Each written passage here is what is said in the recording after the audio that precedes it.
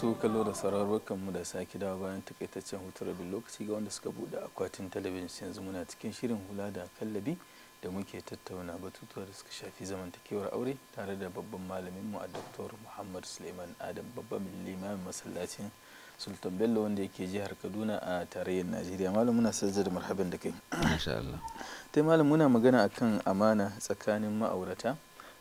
Na mun mai da hankali sosai akan ita uwar gida ko in ce ita mata. Kafin mu je hutu rabin lokaci na cewa muna magana akan amana ta dukiya ta miji. Ya kan abinci ya aje ko ya ba da kuɗi ajiya da sauransu, wani yanzu yana bukata ce za ta iya ta ba da kyauta ko ta ba da sadaka ba tare da shi mijin ya sani ba ko ta yi tasarrufi a ciki. To abinda muka ce idan aka ba mutum amana, ai kaga inna Allah ya amurkum an tu'addul amanati ila ahliha. A lokacin da miji da mace suke haɗu tun farko in ana son zaman ya kyau to zama ake tsara yadda rayuwar za ta kasance. Nakan yi abincin nan kuma almajirai sukan zo, idan suka zo ina neman izini zan dinga iba musu domin ka samu, ita za ta samu ladan bayarwa, kai kuma za ka samu ladan kawowa. Haka ɗanyen abinci akwai mabukata sukan zo wani lokaci zan iba, wannan babu laifi idan suka yi in suka yarjejeniya. In ba su yarjejeniya ba kuma ta yi tasarrufi, akwai abin da ake kiran shi tasarrufi bil ma'ruf, wato haƙƙinta ne tunda harkokin yana hannunta. In aka zo akan ce shugaban ƙasa ya naɗa ka minista a ministry ɗinka, kana da haƙƙin ka yi abin da ya kamata ka yi, kana da haƙƙin ka yi kyauta, ka ɗauki wani abu ka yi kyauta a cikin wannan. Saboda ka tana da haƙƙin ta ɗauki wani abu ta yi kyauta da shi, amma bil ma'ruf. Hakanan tana da ɗanye ne ko kuma dafaffe, duk tana, amma ta kwasa ta sayar ko kuma ya zama karan farauta, duk da aka kawo ba tare da sanin da ta kwashi rabi ta je ta kai wani wuri ko ta kai wa iyayenta ko ta kaza, wannan bai halatta ba. Akwai wata da ta taba turo da tambaya, kuɗin mijin ta ɗauka tana kasuwanci da su har ta sai gidaje da sauransu duk bai sani ba. To shine ke ta tambaya yanzu ya matsayin wannan dukiya da ta tara a cikin dukiyar mijinta, duk da cewa shi bai sani ba, kusan za a ce da ita ma ta yi kuɗi. Duk wannan zai iya shiga cikin abun nan. A bai shiga ba, wannan cin amana ne. Domin ai an ce muka koma hadisin da muka jawo, kullukum ra'in wa kullukum mas'ulun an ra'iyatihi. Wannan ita an bata amana ne, dan me za ta iba ta sarrafa shi ba tare da sani ba, kuma tana wannan sarrafa ba tana sarrafa ne dan maslahan shi ba, tana sarrafa shi ne dan maslahan ta ita har ta zo ta yi kuɗi. Wannan cin amana ne kenan, ta ci amana, wannan kuɗin ba nata bane har sai in ta roƙe shi ya yafe mata. Yanzu ya kamata ta koma wajen shi ta faɗa masa, ta koma ta ce mishi to kuɗaɗen nan kaza da ai ina jin a cikin wani shiri da muka yi a baya can mun kawo kissar wata mace wacce ke mijinta yana kawo kayayyaki, ya kawo shinkafa, masara da sauransu, yana kawo da yawa don Allah ya bashi arziki a lokacin, amma abincin su ba za su yi amfani da shi ba. Shi kuma ya dauka cewa tana kyautarwa ne, ita kuma dauka take zuba a sto. Ka tuna da wannan matsalan ko, wanda yayin da ya shiga masala ya samu karyan arziki, ya je wajen aminansa duk su taimaka mishi, abin ya faskara, ya zo da bakin ciki, tace bakin ciki me kake yi, ya gaya mata gashi tace ai babu komai, zo mu je in nuna maka. Ta nuna mishi to kusan guda 2 ko 3 a cike da abinci. Ya ce don me za a dinga kawo abinci ana ajiya ba a tambayi izini na ba. Kaga anan ma wannan ya nuna cewa akwai abin da sai an tambayi izinin miji, akwai abin nan. Ta ce ai ba na kowa bane, abincin da kake kawo ne yayi yawa nake tara su anan. Dan murna ya zo aka kawo tirelu ya kwasa, sai ya ce to duk bin take so ta faɗa shi ba zai mata ba. Ƙarshe da ta ce ba za mata kishiya ba ko ta faɗa ba za mata kishiya ba. Ita kuma ita ce mishi abin da na fi so a duniya shine ka kawo min kishiya. In ta san abin da yake bukata kenan. To kaga ashe anan idan muka lura da wannan, duk abin da yake namijinki ne ba tare da haƙƙi, ba tare da sanin shi ba, ki iba ki mu'amala da shi akan karan naki ne, to wannan sata ne kuma cin amana ne. Wasu ma suna gani ai yanzu al misali zai iya zo ya aji damin kuɗi, bai ma ko da san an dan zari dan dubu da haka ba zai sani ba. to kaga wannan sata ne. Ai ko na zara ba ya sani. To wannan in ba mu kira shi sata ba ma, saboda sata sai an fasa wuri ko an keta haddi an ɗiba. wannan cin amana ne. An ci amana kamar yadda muke cewa barayin gwamnati.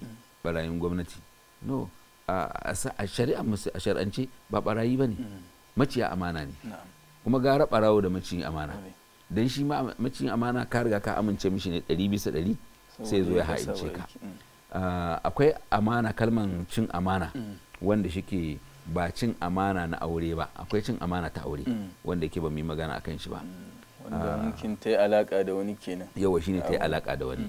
Zaka ga cewa Allah madaukakin sarki ya yi ishara da wannan, amma ba hakan yake nufi ba a cikin alkur'ani mai girma, inda Allah madaukakin sarki yake cewa daraballahu mathalan lilladhina kafaru imra'ata nuhin wa imra'ata lutin kanata tahta abdayn min ibadina salihain fa khanatahuma falan yughniya anhuma min Allahi shay'an wa qila dakhulan nar ma'a dakhilin. Kalman fa khanatahuma ba yana nufin alaka na cin amana na taje ta bada jikinta ga wani ba abadan. Bayan da za yi Allah madaukakin sarki ya aiko annabi ya hada shi da mace, sannan macen ta dauki jikinta ta kai wani, ba zai yi ba. Kuma wannan annabin ya zo ya kwanta da ita, ba inda zai haka, bai faru ba kuma ba zai faru ba. Amma wannan yana hana abin nan, ha'inci ne, cin amana ne ta da'awa ta aqida. Su wayannan suna kira zuwa ga addinin Allah, matan kuma suna zuwa suna warwarewa. Wannan kuma ba abun mamaki bane, zaka samu da ya warware da'awar mahaifinsa idan mahaifinsa musulmi ne dan kafiri ne, kamar yadda yake annabi Nuhu da Kan'ana ɗansa. Wannan yana da muhimmanci malam, musamman ma a zamanin social media din nan na kafofin sada zumunta da kace bata zumunci ne. Wani lokaci mu kayyade tunda mu ai muna sadar da zumuncin yau, wani lokaci mafi yawa za ga cin amanan nan yana faruwa. Matar aure tana da wa'ansu da take alaka da su ta wannan kafofin sada zumunta da sauransu, wanda ya sha faruwa kuma an sha kamawa. Wannan yana kamar za mu zo cikin maudu'in kafofin ko in ce wayoyi da zamantakewar aure sai mu tattauna su a kan duk da shi ma yana cikin amana ne. Amma ko wani abu mai muhimmanci wanda nake so mu kakare da shi ne amanar gida. Rike amanar gida wajen ya mace, yani wanda zai shigo da wanda zai fita, wa ya kamata shin za ta bari kowa ya shigo a cikin gidan mijinta? To wannan shi ma abu ne mai zaman kanshi.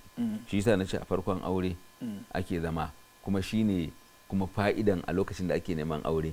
To irin wannan abin ya kamata a tattauna. Misali yanzu misalin Allah ya kaddara na aure ka, me kake bukata, me kake so, me baka so, ko kuma an yi auren a daren farko, a makon farko, a watan farko, sai zama ne na koyarwa. Shi ya koya mata abubuwan da yake so, ita ta koya mishi abin da ba ta so, haka nan abin da take so. To zai gaya mata ga wane, ko kuma ga ɗabi'u kaza, ko wani siffa kaza, ko su wane kaza, ko da ƴan uwanta ne kuwa. Idan ya ce ni ban gamsu da su zo gidana ba, to haƙƙinsa ne. So ki kare mishi wannan mutuncin. Ba za ki ɗauki waya ko kuma ki magana kina magana ai ki jima abin da ya fara ce min wai su wance ba su zo ba. Wataƙila tana da wasu ƙawaye da yake ganin su wannan ƙawayen shi ya fi ta sanin sirrin su, wataƙila ita ba san sirrin su ba. Ya ce to wance ƙawai ki wance gaskiya ba na so ku yi alaƙa da ita. A yanzu ba maganar ra'ayinki ba ne, yanzu maganar abin da mijinki yake so ne. Ba na so ki ra'ayi, ba na so ki ƙawa da wance, ba na so ku yi alaƙa da wance, ba na son wane da wane dan uwan ke shiga gidana ko dan uwana, ba na son wane da wane yayi kaza. To wannan dole ne ta kiyaye. Haka nan idan sun shigo gidan, martaban wurin da yake zama ba za ta bari wani ya zauna ba, ta kare mishi wannan martaban nashi, domin inda zai zo nan kaman ita ce, kaman zai zo ya zauna ne akan cinyoyinta, za ta bar kowa ya zo ya zauna akan cinyanta. To wannan martaba, duk abin da yake nashi ne, ta kare mishi martaba. Sai in shi ne ya ce wani zo ka zauna a nan gurin. Musamman a ce ɗakin baccin shi al misali. Ɗakin baccin shi ma gaba ɗaya ai ba dama ma ta bari ma wani ya shiga. Da mun wannan shi ne asalin sirri. Sai dai idan shi da kan shi ne ya kira wani aminin shi ya je zauna suna wani sirri da wani abu, wannan ba ruwanta ciki, sai ta kau da kanta. Taimanin shi miji na mun mai da hankali sosai akan ita mata. Shi me ya kamata a ce ya rike na amanar matar tashi? Abin da ya sa muka mai da hankali akan miji dan shine ginshiki, shine kashin baya, shine mai auren, shine mai rigimar, shine mai igiyar auren a hannun shi, shi ya je ya nemo. Saboda haka ai kaga ko da alakar kwanciya yanda aka ce ita idan ta ki yadda ya kwanta da ita, mala'iku suna tsine masa. Amma wani lokaci zaka ga shi mijin ne matar take bin shi kuma yake gudu. To kaga anan ba za ka yi kiyasi ka ce to tunda ita idan bata yadda ba mala'iku na tsine mata, to shi ma in bai yadda ba mala'iku za su tsine mishi. Domin akwai bambanci tsakanin namiji da mace, akwai bambanci tsakanin sha'awar namiji da sha'awar mace. Idan namiji shi bai da sha'awa ba zai iya, bayan da mace za ta iya da shi. Amma ita koda ba ta sha'awa, shi namiji akwai yadda zai iya da ita. To saboda haka namiji shi ma akwai haƙoƙin matar, wato akwai abubuwan da ya kamata ya kare mata. Na farko tukunna zai kare mata martabarta, ya kare mata mutuncinta, shine muka faɗi ba zai je yana fallasa abin da suka yi a waje ba. Na biyu zai kare mata martaban iyayenta, da haka ba zai ci mutuncin iyayenta ba, ba zai walakanta su ba, ba zai ci zarafinsa ba, haka yan uwanta. To in muka lura manzon Allah sallallahu alaihi wasallama shine wato uban rukon amana, shine kuma shugaban annabawa, shine kuma murabbi, wato mai tarbiya na ƙarshe, shine jagora da ya kamata ya koyi da shi. Yana girmama ƙawayen matarsa har bayan mutuwarta. Nana Khadija ta kasance idan ƙawarta ta zo yakan tashi ya shimfiɗa mata mayafi ya ce ta zauna, yakan kama raguna a yayyanka ya ce a aika gidan ƙawayen ita wannan. Kaga wannan duka amana ce wanda ya rike ta kuma har bayan ranta yana rike da shi. So akwai abubuwa da dama wanda yake ya kamata namiji ya kula da shi domin ya martaba matarsa. Martaba ta martabar ka ce, cin mutuncinta cin mutuncin kanka ne. Idan ka ce wawu ka zage ta, ka ce doluwa wawu, kai na dolan kenan, tunda kai ka je ka auro doluwa, kai ka fita dolantaka. So anan dole ne wato shi namiji shi ma ya kula da martaban mace. In muka zo muna magana a yadda ba dama za mu yi magana kan harkar mace, za ka ga inda aka koma kuma aka bata wato ainihin nata yancin, aka sama mata da wato ainihin gurbin zama a cikin gidan mijinta, da yadda mijin bai kamata ya mata abin nan ba. Yana cikin wato girmama ta da rike mata amana. In ta yi abin yabo ya yabe ta. Wannan mata suna son wannan abu, suna son a yabe su sosai. Ko yaya abun ya kasance bai taka kara komai karya ba. kankantan shi ya yabe ta.